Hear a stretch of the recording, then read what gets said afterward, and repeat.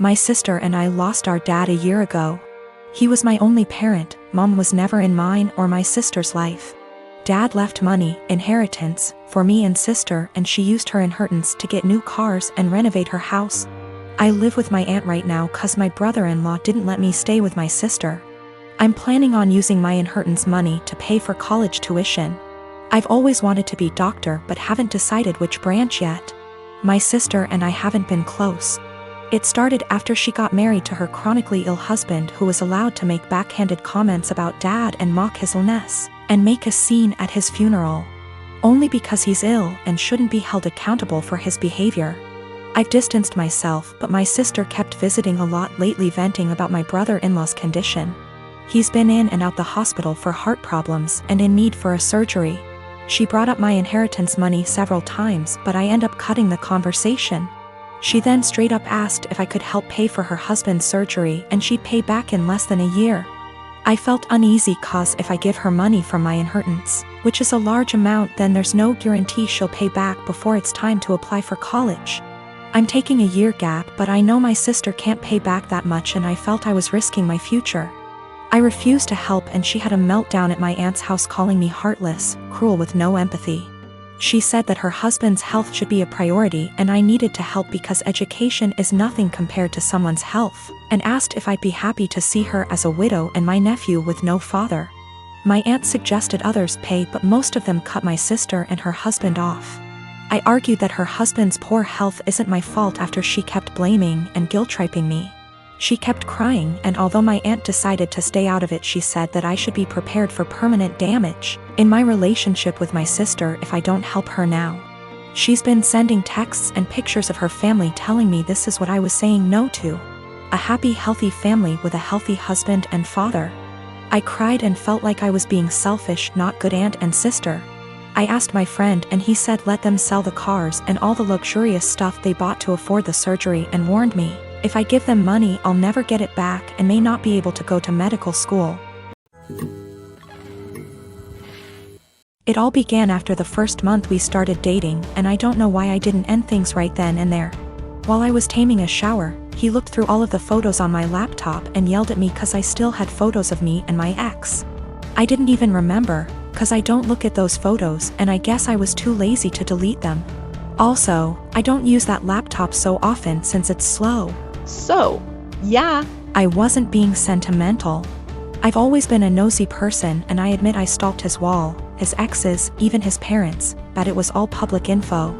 I've been alone with his laptop / phone etc., but I've never ever even thought about reading his private conversations. I wouldn't do that to anyone. He doesn't care, though. He memorized my iPad password and he read everything, including some really private posts on Reddit. He yelled at me and broke up with me.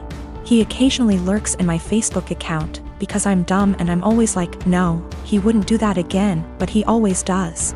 Today I was logged on our shared laptop and I saw in my FB app that there was some activity going on 40 minutes ago, while I was taking a shower. I looked the Chrome history, but he had deleted everything. I lost it and I started crying, and he had the audacity to blame me for his trust issues and said that there is something I'm hiding, since I'm reacting this way. I tried to explain I have nothing to hide, but it's just horrible to feel uncomfortable at home. I can't even sleep properly anymore because I'm nervous if he'll decide to randomly read my messages. He scrolled maybe months of my FB searches, which is really embarrassing, and yelled at me again. He said I must be hiding something since I'm so upset. I don't hide anything, and I never gave him a reason not to trust me. Once he dumped me and I grabbed a beer with an old friend and he found out. Blamed me for cheating on him and even complained to my mother. I go to therapy every week, not only because of him, I have other issues. There was this group session and I met a boy who has similar problems to mine, and I felt that finally I'd have someone outside therapy to talk to. He's not my type and I didn't like him in a romantic way. I just felt we could be friends, but my boyfriend found out we've talked once, because he was snooping again OFC. And again yelled at me. He said I was a cheater and that's why he had trust issues. I've always been faithful and I didn't deserve this. I changed all my passwords, but I'm tired of feeling uncomfortable in my own home. He went out and told me I deserve this, and he's right to invade my privacy and I have no right to be mad. I don't know what to do anymore. I finally picked up some courage and ended this pathetic excuse of a relationship. 2 days ago he came with his mother, OMG, to collect his stuff and also took the laptop he gave me as present. Which was pathetic. I've been out of the closet since I was 17, in 2007. When I came out, people in my family said some pretty hurtful things, which I totally expected. Being from a Southern Baptist family God, it hurts to admit this, but my older brother at the time seemed very receptive, surprisingly. He told me that if my dad ever gave me any trouble, to call him and he'd talk to him. That was really the last time we talked about it. Flash forward 13 years, I'm 30, and I'm getting married to my fiancé Scott next year in April. If COVID so graciously allows. I started putting a package together of fun things from my brother and I's childhood, all with the intention of asking him to be my best man. However, he called me 2 weeks ago, claiming he's wanted to talk to me about this for a long time. He went into the long tangent about how being gay is wrong and isn't what God wants. He said he thinks Scott is a nice guy and he loves me, but he doesn't think it's right that we're getting married. It was quite a shock as Scott and I have stayed with him multiple times when we visit my hometown. To top it off, and what hurts perhaps the most, he said my 3-year-old niece, whom we adore, won't be coming to the wedding because he didn't want to have to explain to her what was going on here. Notice he only said that she wasn't coming to the wedding. I think he fully expected to still be invited after this. His wife, whom he started dating when I was 12, feels the same apparently. My whole dad's side of the family feels the same way they do, but I've already written them off mostly in my mind. My mother is beyond pissed and upset at them. I think what upsets me the most is a sense of betrayal. They were my safe spot in the family. I felt like because they're close to my age and younger and went to college, they would understand and it wouldn't be a big deal to them. I almost feel a bit embarrassed because Scott comes from a wonderful Italian Catholic family and they've never been anything less than loving and supportive. I told them that, on what is supposed to be one of the happiest days of my life. If they or anyone else is sitting in the audience and in the back of their mind thinking that what we're doing is wrong or not right, they should just stay home. I know my brother and family love me, but it feels up to a point, conditional, and limited. I told them that they learned being gay is wrong. They weren't born not liking gay people. So they can unlearn it, if they were willing. But I don't think that's going to happen. Recently, my cousin and cousin-in-law have been thinking about relocating to our state because of recent job opportunities. And we've hosted them in the past when they visited. The first time they stayed with us, before my son was born. My nephew seemed to develop a strong attachment to my wife and always wanted to be near her. He drew a picture of a heart and picked some flowers from our yard and gave them to her before they left, saying he loved her. My wife thought this was sweet and gently handled his crush by telling him she would always love him as his aunt. But she was sure he would find another girl to fill his heart soon. He told her no, she was his girlfriend. This weekend, they were staying with us again and my nephew again wanted to be near my wife every chance he got.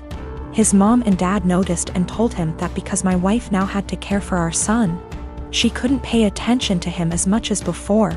He got upset telling us that she was his girlfriend and had a meltdown, which caused my son to start crying. When my wife got up to take our son to another room to calm him down, my nephew got up to follow and his dad had to forcibly restrain him from following them. I stood up to block the hallway into the separate room just in case he got away from his dad.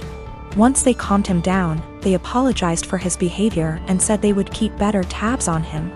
Here's the part where I may be the asshole. I told my cousins I didn't feel comfortable with my nephew being so possessive of my wife, and I know for sure she didn't. Especially since he seemed to be so jealous of our son. I told them I couldn't allow their son in our home until he learned to control himself and understand that my wife was not his girlfriend. I apologized but asked them to get a hotel room for the rest of their stay and not to visit us again unless they left my nephew behind with people they could trust and knew would care for him, while they searched for jobs in our state. They didn't say anything but looked saddened and went to the guest room with their son to pack up their bags. I guess they must have told my extended family what happened because my paternal grandmother called me this afternoon, telling me that I should have been more understanding and that I was wrong to ask them to leave. Am I the asshole? Technically, my cousin is my second cousin. My dad is an only child, so the cousin I refer to in my post is the son of my own dad's first cousin. My paternal grandmother and his paternal grandfather were siblings. I'm not sure if this is correct, but his autistic son would technically be my third cousin. The reason I refer to him as my nephew is because he's the generation after mine in our family tree, and it's less of a mouthful to refer to him as cousin X removed. A lot of people have posted that it's not correct to refer to him as my nephew, but to be frank, I don't care. And my family's never followed this traditional genealogy nomenclature. Without being specific, in the Western state I was born and grew up in, it's not uncommon to refer to even close, unrelated adults as uncles or aunts. I call him my nephew because my cousin and I were close, and I still hope to have a close relationship with him if at all possible. Though I don't know how after this situation. Some have asked if I was jealous of my nephew calling my wife his GF. The first time, I thought it was amusing and was surprised that he had any romantic notions towards anyone, let alone my wife. Remember, in my mind he's my nephew, and I never thought of him as anything other than a large kid because of his developmental delays and normal, for him, childlike behavior. Regarding the situation that happened this weekend, I was only concerned for my wife and son's safety. I didn't know how he would react and followed my cousin's lead, but wasn't about to let him get near my wife and son once they left the room. I don't know what was said to my paternal grandmother, but I don't want to react in anger and want to talk to my cousin once we've both had time to process what happened and calmed down.